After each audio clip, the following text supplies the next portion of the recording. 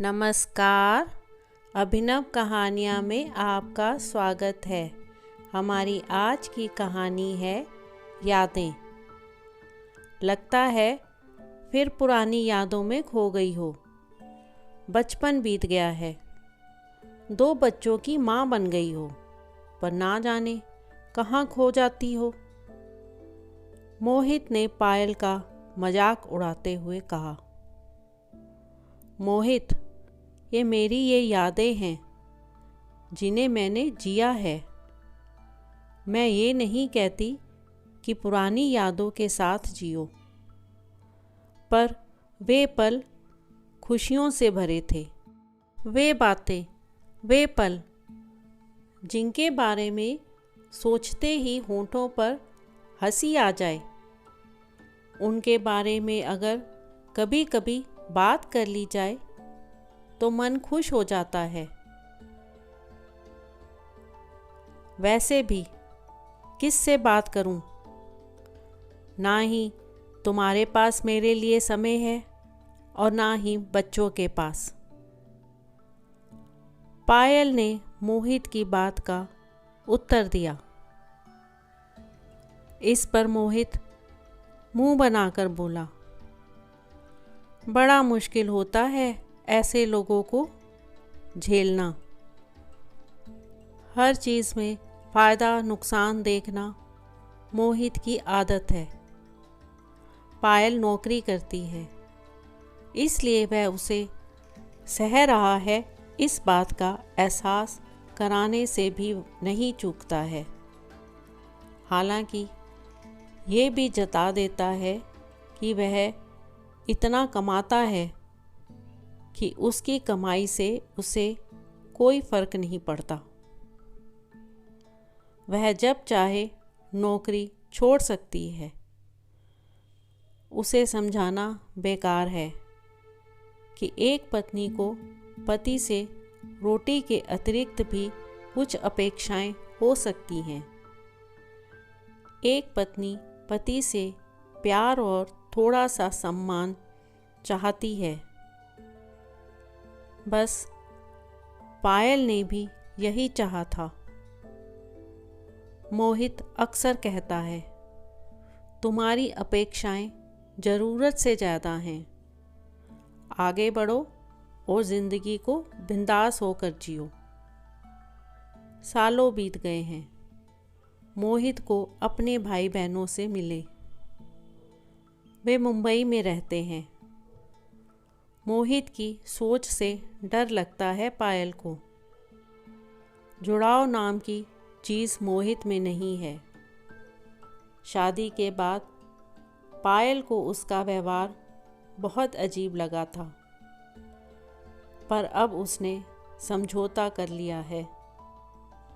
उन दोनों के बीच एक दीवार सी खिंच गई है, जिसे तोड़ने की कोशिश भी अब पायल नहीं करती। बच्चे बड़े हो रहे हैं, इसलिए नहीं चाहती कि घर का माहौल खराब हो। ये ठीक है कि परिस्थितियों ने मोहित को ऐसा बना दिया है, पर वह उसे कितनी बार समझा चुकी है कि अब सब कुछ बदल चुका है। उसके जीवन में प्यार और भरोसा करने वाली उसकी पत्नी है, बच्चे हैं, लेकिन वह अब भी अपने में ही सिमटा रहता है। माँ बाप के बचपन में ही गुजर जाने के बाद मोहित ने जो तकलीफ़ें सही और रिश्तेदारों ने भरोसा तोड़ा, उससे उसके अंदर भरी कड़वाहट अभी तक बाहर नहीं निकली है। बच्चे भी डरते हैं उससे। मोहित का रिश्तेदारी में आना जाना भी नहीं है, चाहे अपने ही भाई बहन के यहाँ ही क्यों ना जाना हो। फ़ोन पर भी उनसे बात नहीं करता। आज उनकी शादी की 20वीं सालगिरह थी और बच्चे जिद कर रहे थे कि एक बड़ा सा आयोजन किया जाए। उन्होंने हिम्मत करके मोहित से कहा। मोहित ने साफ मना कर दिया। उसने कहा, कोई पार्टी की ज़रूरत नहीं है, चलेंगे किसी होटल में डिनर करने बस। नहीं पापा, इस बार तो आपको मानना ही पड़ेगा। अनुज अड़ गया था। पापा, कितना समय हो गया है बाकी परिवार के लोगों से मिले। प्रिया बोली। मोहित बच्चों को बहुत गुस्से से देख रहा था। अचानक अनुज बोला, आपको क्या समस्या है? आप खुश क्यों नहीं रह सकते? आपकी वजह से घर का माहौल हमेशा तनावपूर्ण रहता है। हमें घर में अपने दोस्तों को बुलाने में डर लगता है। इससे तो अच्छा है हम साथ ही ना रहें। ज़्यादा बकवास करने की ज़रूरत नहीं है, मोहित चिल्लाया। तो ठीक है, अब हम आपके साथ नहीं रहेंगे। इतना आक्रोश। मोहित हैरान रह गया। आज तक बच्चों ने कभी उसे उल्टा जवाब नहीं दिया था। ऐसा क्यों कह रहे हो तुम? मैं भी क्या करूं? मैं ऐसा ही बन गया हूं।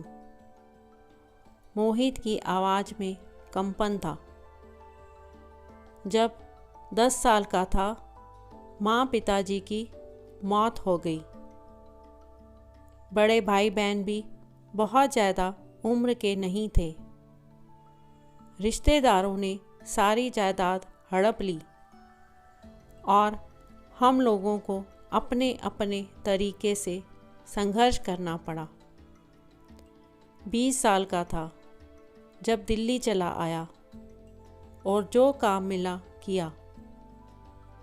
भाई बहनों से संपर्क टूट गया और लोगों पर से विश्वास तो पहले ही उठ गया था। इसलिए जुड़ाव जैसी भावना से अपने को दूर कर लिया। बस कमाने की धुन लग गई ताकि फिर से रोटी के लिए किसी का मुंह ना ताकना पड़े। शायद इसीलिए इतना रूखा हो गया। याद नहीं मैं पिछली बार कब हंसा था। पर पापा, अब तो सब बदल गया है। हम आपके साथ हैं, आपसे प्यार करते हैं। फिर कड़वी यादों को मन से क्यों नहीं निकाल देते? मम्मी और हम तो आपके साथ हंसना चाहते हैं, खुलकर जीना चाहते हैं। क्या बहुत ज़्यादा है आपके लिए ये सब करना? अनुज ने कहा। अनुज और प्रिया मोहित से चिपट गए थे जाकर, पहली बार बिना किसी हिचक के। पार्टी में अपने भाई बहनों, भतीजों और रिश्तेदारों को देखते ही मोहित के चेहरे पर छाया रहने वाला गुस्सा ना जाने कहाँ गायब हो गया था। शुरू में झिझक की हल्की सी झलक बेशक दिखाई दी थी, झुंझलाहट भी थी। आसान नहीं था उसके लिए सहज बने रहना। अनुज और प्रिया उसके साथ ही बैठे रहे। मोहित के चेहरे पर हल्की सी मुस्कान थी। मेहमानों के जाने के बाद देर रात जब वह अपने भाई बहनों के साथ बैठा तो यादों के ना जाने कितने पिटारे खुल गए। वह इतना हंसा कि बच्चे भी हैरान रह गए।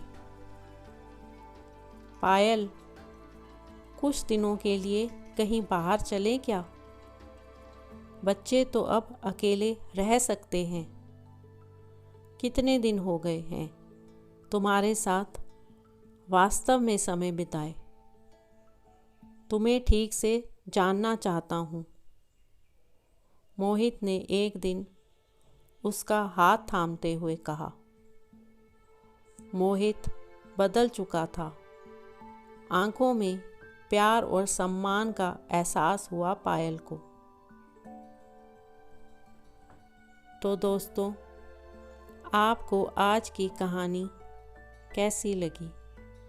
लाइक और कमेंट करके ज़रूर बताएं और चैनल को सब्सक्राइब करना बिल्कुल ना भूलें।